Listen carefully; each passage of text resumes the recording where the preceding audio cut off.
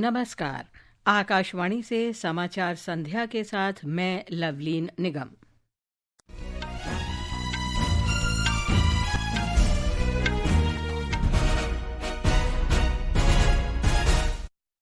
प्रधानमंत्री नरेंद्र मोदी ने कोलकाता में 5,200 करोड़ रुपए से अधिक की कई विकास परियोजनाओं का लोकार्पण किया। कहा, भारत दुनिया की तीसरी सबसे बड़ी अर्थव्यवस्था बनने की ओर अग्रसर।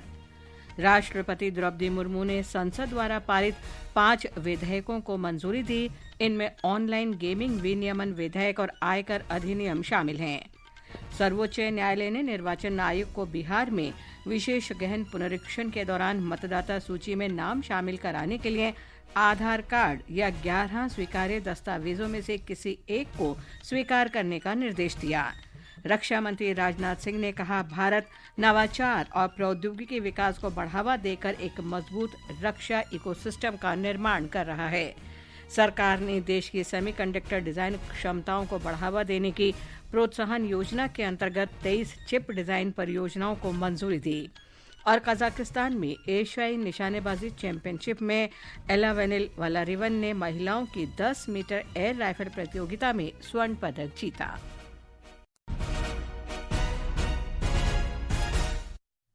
और अब समाचार विस्तार से। प्रधानमंत्री नरेंद्र मोदी ने आज पश्चिम बंगाल के कोलकाता में 5,200 करोड़ रुपए से अधिक की विभिन्न विकास परियोजनाओं का शिलान्यास और लोकार्पण किया। एक जनसभा में श्री मोदी ने कहा कि केंद्र सरकार पश्चिम बंगाल के विकास के लिए हर संभव प्रयास कर रही है। कोलकाता जैसे हमारे शहर भारत के इतिहास और हमारे भविष्य दोनों की समृद्ध पहचान है। आज जब भारत दुनिया की तीसरी सबसे बड़ी इकोनॉमी बनने की तरफ आगे बढ़ रहा है, तब दमदम, कोलकाता इन शहरों की भूमिका बहुत बड़ी है। इसलिए आज के इस कार्यक्रम का संदेश मेट्रो के उद्घाटन और हाईवे के शिलान्यास से भी बड़ा है। ये आयोजन इस बात का प्रमाण है कि आज का भारत अपने शहरों का कैसे कायाकल्प कर रहा है। प्रधानमंत्री ने बताया कि 2014 से पहले देश में केवल 250 किलोमीटर मेट्रो रूट थे, जो अब 1,000 किलोमीटर से अधिक हो गए हैं। 21वीं सदी के भारत को 21वीं सदी के ट्रांसपोर्ट सिस्टम की भी जरूरत है। इसलिए आज देश में रेल से रोड तक, मेट्रो से एयरपोर्ट तक हम मॉडर्न ट्रांसपोर्ट फैसिलिटी डेवलप भी कर रहे हैं और उन्हें आपस में कनेक्ट भी कर रहे हैं। यानी एक शहर से दूसरे शहर तक लोगों को पहुंचाने के साथ ही हमारा प्रयास है कि उन्हें घर के आसपास तक सीमलेस ट्रांसपोर्ट मिले। और इसकी एक झलक हमें यहां कोलकाता की मल्टी मॉडल कनेक्टिविटी में भी दिखती है। श्री मोदी ने कोलकाता में नवनिर्मित खंडों पर मेट्रो ट्रेन सेवा का शुभारंभ भी किया। प्रधानमंत्री ने जेसोर रोड मेट्रो स्टेशन से जय हिंद विमानबंदर स्टेशन तक मेट्रो से यात्रा की। प्रधानमंत्री ने कोलकाता में परिवर्तन संकल्प सभा में कहा कि आत्मनिर्भर भारत आज का आदर्श वाक्य है। उन्होंने कहा कि भारत ने ऑपरेशन सिंदूर के दौरान पाकिस्तान में आतंक के ढांचे को ध्वस्त किया। प्रधानमंत्री ने कहा कि इच्छापुर आयुध कारखाना रोजगार सृजन के साथ साथ भारत को आत्मनिर्भर बनाने में योगदान दे रहा है।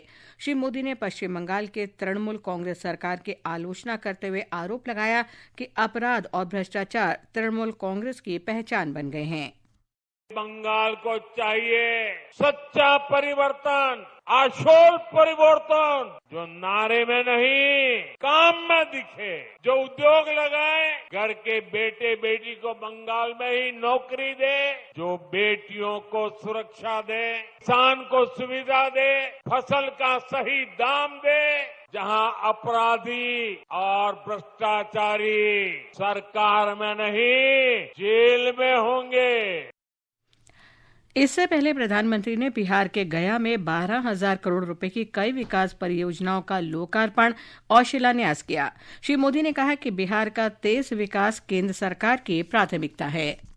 गया जी के तेज विकास के लिए बिहार की डबल इंजन सरकार लगातार काम कर रही है। एक ही दिन में 12,000 करोड़ रुपए की परियोजनाओं का लोकार्पण हुआ है। इनमें ऊर्जा, स्वास्थ्य और शहरी विकास के जुड़े कई बड़े प्रोजेक्ट्स हैं। इनसे बिहार के उद्योगों को ताकत मिलेगी और युवाओं के लिए रोजगार के नए अवसर भी बनेंगे।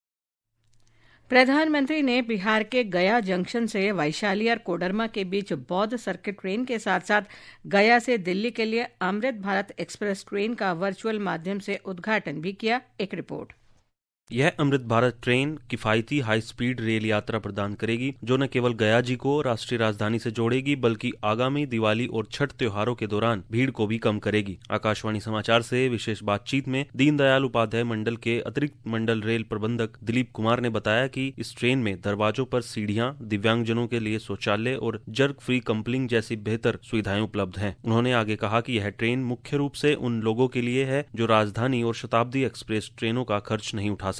आज 2 ट्रेनों का सौगात मेरे मंडल को मिल रहा है। पहली ट्रेन अमृत भारत एक्सप्रेस है जो गया से दिल्ली जाएगी और इस ट्रेन में सुविधाओं में कमी नहीं है। आपातकाल में पैसेंजर ड्राइवर से बात कर सके इसलिए टॉक बैक सुविधा दी गई है। विकलांग लोगों के लिए टॉयलेट काफी सुंदर और काफी आरामदायक बनाया गया है। यह ट्रेन सासाराम, टुंडला, गोविंदपुरी जैसे कई दूर दराज के स्टेशनों को राष्ट्रीय राजधानी से जोड़ेगी जिससे यह दोनों शहरों के बीच सबसे सुविधाजनक ट्रेनों में से एक बन जाएगी। गया से भानु प्रताप सिंह की रिपोर्ट के साथ अक्षित वैद्यान, आकाशवाणी समाचार। ये समाचार आकाशवाणी से प्रसारित किए जा रहे हैं। ताज़ा समाचार जानने के लिए आप हमारे social media handle @AIR news Hindi को फॉलो कर सकते हैं। राष्ट्रपति द्रौपदी मुर्मू ने संसद द्वारा पारित 5 विधेयकों को मंजूरी दी। इनमें ऑनलाइन गेमिंग विनियमन विधेयक, आयकर अधिनियम 2025, कराधान कानून संशोधन अधिनियम 2025, प्रबंधन संस्थान संशोधन अधिनियम 2025, खान और खनिज विकास और विनियमन संशोधन अधिनियम 2025 और भारतीय बंदरगाह अधिनियम 2025 शामिल हैं। राष्ट्रपति ने संसद के दोनों सदनों का सत्रावसान कर दिया है। कल मॉनसून सत्र को अनिश्चितकाल के लिए स्थगित करने की घोषणा की गई थी। सर्वोच्च न्यायालय ने निर्वाचन आयोग को बिहार में विशेष गहन पुनरीक्षण के दौरान मतदाता सूची में नाम शामिल कराने के लिए आधार कार्ड या 11 स्वीकार्य दस्तावेजों में किसी एक को स्वीकार करने का निर्देश दिया है। न्यायालय ने इस प्रक्रिया में कोई दस्तावेज भौतिक रूप से जमा करने पर जोर नहीं देने को कहा है। न्यायालय ने राज्य भर के राजनीतिक दलों और उनके बूथ स्तरीय एजेंटों से उन लोगों की सहायता करने को कहा जो अपने गणना फॉर्म जमा करने में असमर्थ थे और परिणाम स्वरूप उनके नाम मतदाता सूची से छूट गए थे। सर्वोच्च न्यायालय ने दिल्ली एनसीआर क्षेत्र में आवारा कुत्तों को पकड़ने और उन्हें आश्रय स्थल भेजने से जुड़े अपने पूर्व निर्देशों में संशोधन किया है। न्यायालय ने निर्देश दिया कि पकड़े गए आवारा कुत्तों को नसबंदी और टीकाकरण के बाद उनके इलाके में छोड़ दिया जाना चाहिए। रेबीज से संक्रमित या आक्रामक व्यवहार वाले कुत्तों को नहीं छोड़ा जाएगा। रक्षा मंत्री राजनाथ सिंह ने कहा है कि भारत नवाचार और प्रौद्योगिकी विकास को बढ़ावा देकर एक मजबूत रक्षा तंत्र का निर्माण कर रहा है। उन्होंने कहा कि भारत देश की कंपनियों के विकास के लिए अनुकूल वातावरण भी बना रहा है। श्री सिंह ने कहा कि देश 5वीं पीढ़ी के युद्धक विमान निर्मित करने और विमान के इंजन का विनिर्माण करने की दिशा में आगे बढ़ रहा है। उन्होंने कहा कि फ्रांस की कंपनी सफ्रान के साथ देश में इंजन का विनिर्माण शुरू होने जा रहा है। नई दिल्ली में आज एक कार्यक्रम के दौरान रक्षा मंत्री ने कहा कि सरकार ने 66,000 करोड़ रुपए की लागत से 97 तेजस युद्धक विमानों के विनिर्माण के लिए हिंदुस्तान एरोनॉटिक्स लिमिटेड को एक नए आदेश को मंजूरी दी। उन्होंने कहा कि सरकार निजी क्षेत्र के लिए विकास के अनुकूल वातावरण प्रदान कर रही है। आज हम 5th जनरेशन एयरक्राफ्ट बनाने की दिशा में भी आगे कदम बढ़ा चुके हैं। हम एयरक्राफ्ट का इंजन भी भारत में ही बनाने की तरफ बढ़ चुके हैं। हम लोग फ्रेंच कंपनी सेफ्रॉन के साथ इंजन मेकिंग का काम भारत में शुरू करने जा रहे हैं। हम प्राइवेट सेक्टर को एक सुटेबल ग्रोथ एनवायरनमेंट प्रदान कर रहे हैं। इसके अनुसार हमने स्ट्रेटेजिक पार्टनरशिप मॉडल के माध्यम से फाइटर प्लेन्स, हेलीकॉप्टर, टैंक और सबमरीन सहित मेगा डिफेंस प्रोग्राम के निर्माण के अवसर खोले हैं जो आने वाले वर्षों में हमारी प्राइवेट कंपनीज को ग्लोबल जायंट्स बनाने में भी वो मदद करेंगे। ये समाचार हमारी वेबसाइट www.newsonair.gov.in और हमारे न्यूज़ ऑन एआईआर ऐप पर भी उपलब्ध हैं। सरकार ने देश में सेमीकंडक्टर डिजाइन क्षमताओं को बढ़ावा देने के लिए एक प्रोत्साहन योजना के अंतर्गत 23 चिप डिजाइन परियोजनाओं को स्वीकृति दी है। इन परियोजनाओं के माध्यम से निगरानी कैमरा, ऊर्जा मीटर, माइक्रो प्रोसेसर, आईपी और नेटवर्किंग एप्लीकेशन के लिए स्वदेशी चिप और सिस्टम ऑन चिप का विकास किया जाएगा। इलेक्ट्रॉनिकी और सूचना प्रौद्योगिकी मंत्रालय ने बताया है कि 72 कंपनियों को चिप डिजाइन परियोजनाओं के लिए इलेक्ट्रॉनिक डिजाइन ऑटोमेशन टूल उपलब्ध कराए गए हैं। प्रधानमंत्री नरेंद्र मोदी 2 सितंबर को नई दिल्ली में सेमिकॉन इंडिया के चौथे संस्करण का शुभारंभ करेंगे। 3 दिन के कार्यक्रम का उद्देश्य माइक्रो इलेक्ट्रॉनिक्स और सेमीकंडक्टर मूल्य श्रृंखला में देश की बढ़ती क्षमताओं और महत्वाकांक्षाओं को प्रदर्शित करना है। प्रधानमंत्री जापान और चीन की 4 दिन की यात्रा पर 29 अगस्त को रवाना होंगे। श्री मोदी भारत जापान वार्षिक शिखर सम्मेलन में भागीदारी करने के लिए 2 दिन की जापान की यात्रा पर रहेंगे। इसके बाद श्री मोदी तियानजिन में शंघाई सहयोग संगठन शिखर सम्मेलन में भागीदारी करने के लिए 31 अगस्त से 2 दिन की चीन की यात्रा करेंगे।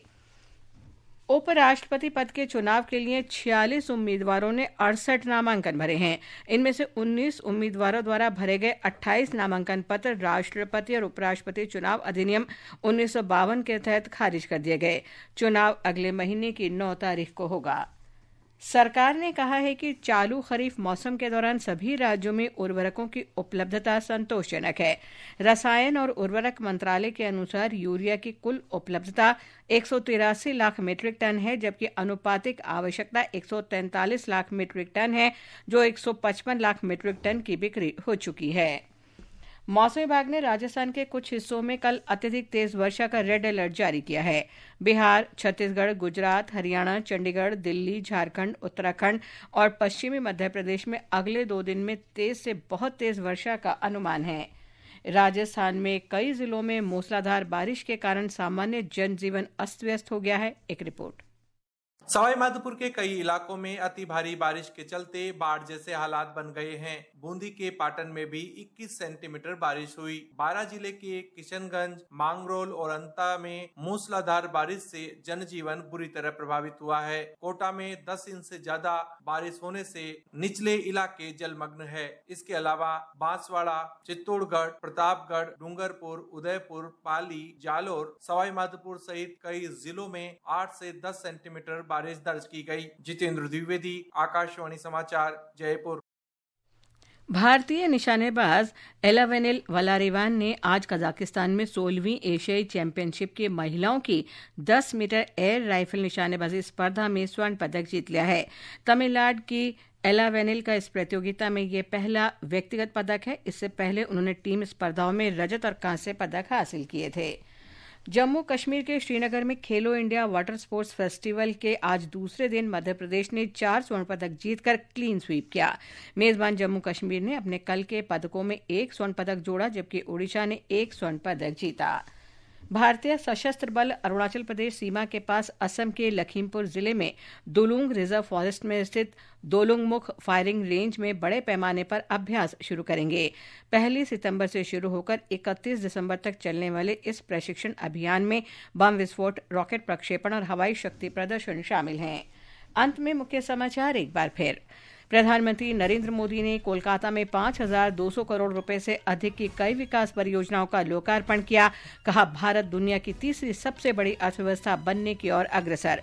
राष्ट्रपति द्रौपदी मुर्मू ने संसद द्वारा पारित 5 विधेयकों को मंजूरी दी। इनमें ऑनलाइन गेमिंग विनियमन विधेयक और आयकर अधिनियम शामिल हैं। सर्वोच्च न्यायालय ने निर्वाचन आयोग को बिहार में विशेष गहन पुनरीक्षण के दौरान मतदाता सूची में नाम शामिल कराने के लिए आधार कार्ड या 11 स्वीकार्य दस्तावेजों में से किसी एक को स्वीकार करने का निर्देश दिया। रक्षा मंत्री राजनाथ सिंह ने कहा, भारत नवाचार और प्रौद्योगिकी विकास को बढ़ावा देकर मजबूत रक्षा इकोसिस्टम का निर्माण कर रही है।